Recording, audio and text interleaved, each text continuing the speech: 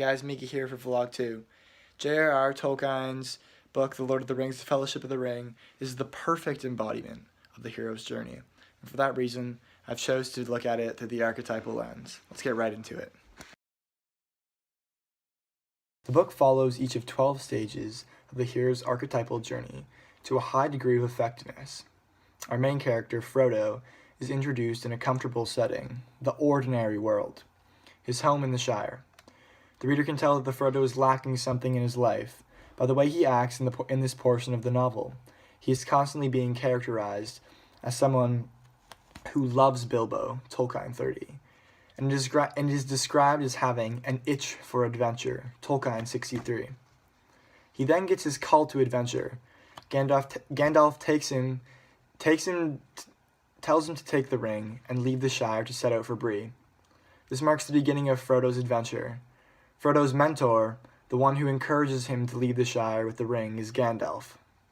The first threshold or problem that Frodo and his accompaniment face is the ring wraiths, just outside of the Shire walls. This brings Frodo to realization of who his true allies and his true enemies are. When Frodo meets Aragorn, this stage is complete, as Aragorn teaches him who to trust and who to not trust. The ordeal takes place when Frodo is stabbed by the ring wraiths.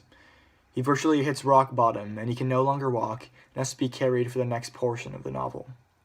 Frodo is rewarded after the ordeal at the Council of Elrond, where he is set back out on his quest. With time, more. I just can't do that. Although Frodo follows the outline of the hero's journey, it's not fair to say that he himself is the hero. The hero archetype is meant to be a masculine archetype, which exudes power and is afraid of nothing.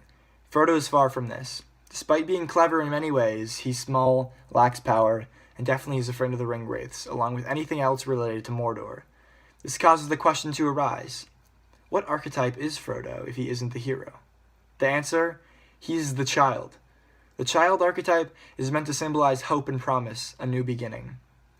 And this is exactly what Frodo does. Since he is the ring bearer, and he is trying to destroy the ring in Sauron, he is the one who will start the new beginning for Middle-earth. A life that is full of promise and joy, a life where there is no shadow in the east, a life where there is no war, just peace. Moving on, Gandalf is evidently the wise man of the story. Not only does he fit the physical embodiment of the wise man, being a tall old wizard with a pointy hat and worn clothing, he also fits the mental embodiment, as he is literally wise.